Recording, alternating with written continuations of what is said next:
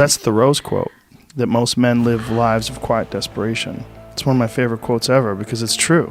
And I've been that guy. Oh my God. It's hell.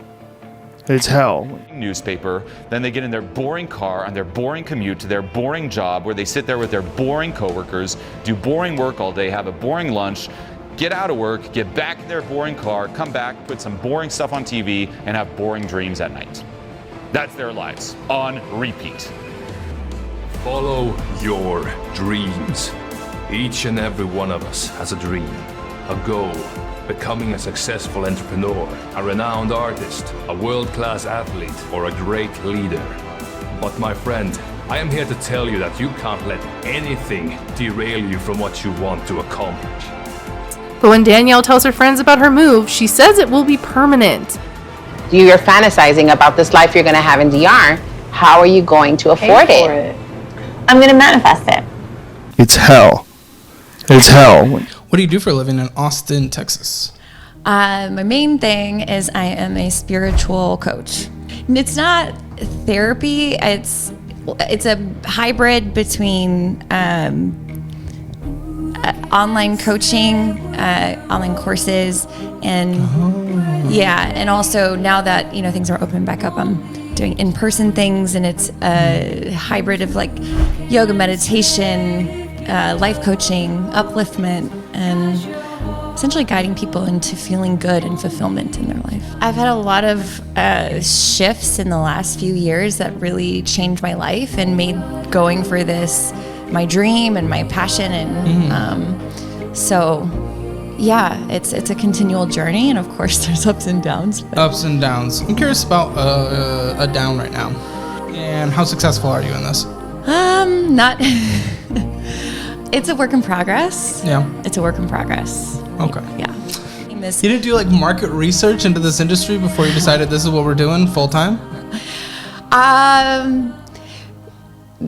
Not in the sense of like, I just saw coaches who were just constantly making, $40K months. And $40,000 a month? That'd be nice. I know, right? That's what I'm saying. Yeah. Yeah. So that's where the head was at. My head was at. And I finally got my license, but by the time I got my license, it was too late because I was in debt. Because American Express loves me. Well, no, they love to f*** you when we haven't gotten through it, but they love to just... I guess that's true. But they're ruining you. They love your debt. They love your interest. They love to just... Yeah. So... But I love them. Why? Because they upgrade me to first class sometimes. Is that worth everything? I really like it, actually. Why don't we just do better financially so you can just afford first class? I'm going to manifest it. Why does it matter? Okay, also... Do you not care about the rest of your life? I do.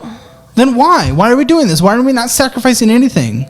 I'm sacrificing... Oh, f*** you. What are you sacrificing? Yeah, maybe I'm not sacrificing anything. Yeah, well, exactly. Now I am.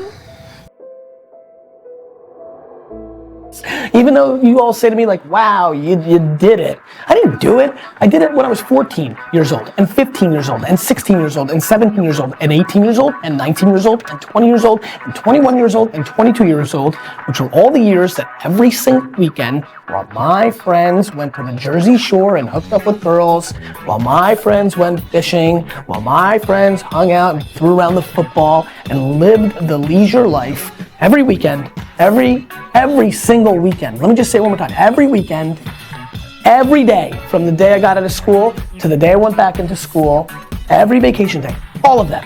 Not a good amount of them. Every day, from 7 a.m. to back then 8 p.m., every day, I was learning the wine business. I was honing my craft to be a good salesman. I was figuring out how to be an operator, and nobody was watching. The story that's never told is the story that I was building Wine Library to a huge company long before Wine Library TV. So not only did I have the patience to let it play itself out and win, many of the people that are gonna watch this video are not achieving what they want and are lacking the patience and think everything happens overnight. And so when you email me that you've started this thing, that you have the audacity to want it to be the rest of your life, the audacity, the entitlement that you think that you should be able to do something that you love so much that makes you enough money to be able to do it for the rest of your life, that you're giving up after 4 months? I've been really lucky because I fucking bleed out of my eyes every day of my life and work my face off. So I had this friend, and this story really hit me. I have a friend that's a barber, and he got a job at a supermarket. Barbers shut down for a long period of time, and he got a job at a supermarket stacking shelves overnight. And I asked him, I was like, man, how are you finding the new job? It's a big change. He's like, do you know what it is? I actually don't mind the work. I don't mind the people that I work with. Mm-hmm. But man, I miss being good at something. Right. Well, dude, that hit me so hard. Right. I missed being good at something. So then you might ask yourself, well, what's the best antidote to the discomfort of life?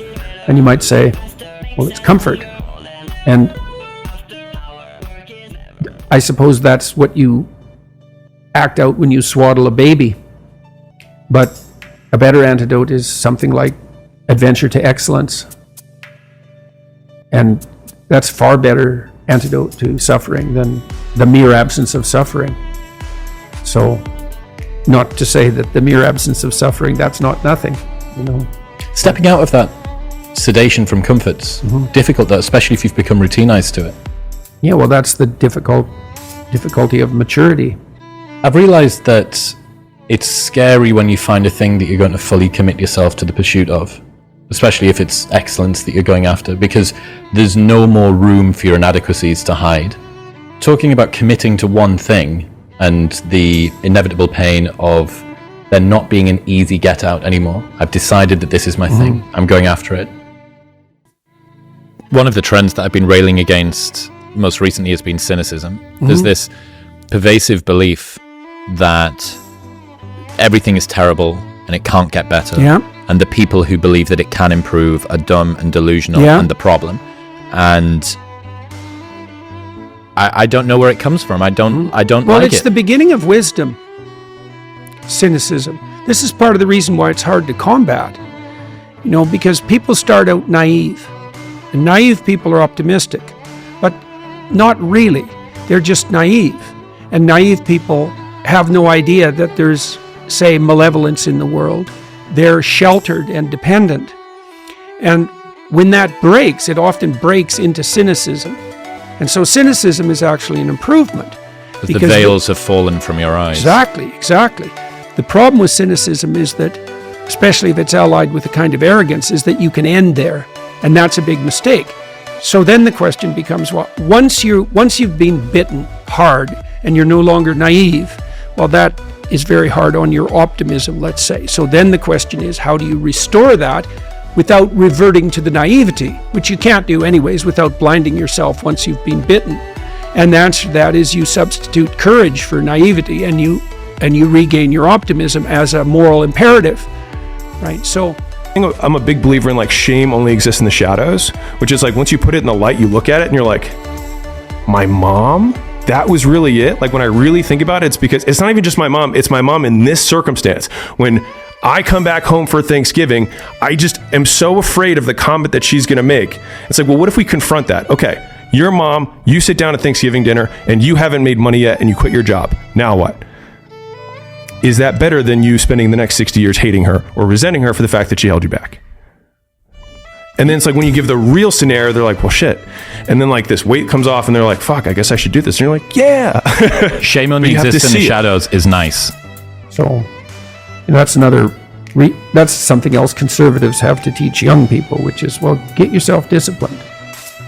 Well, why? Well, not so you're a slave, but so that you could be a master.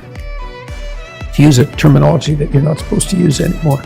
But, you know, this is in relationship to yourself, not to others. So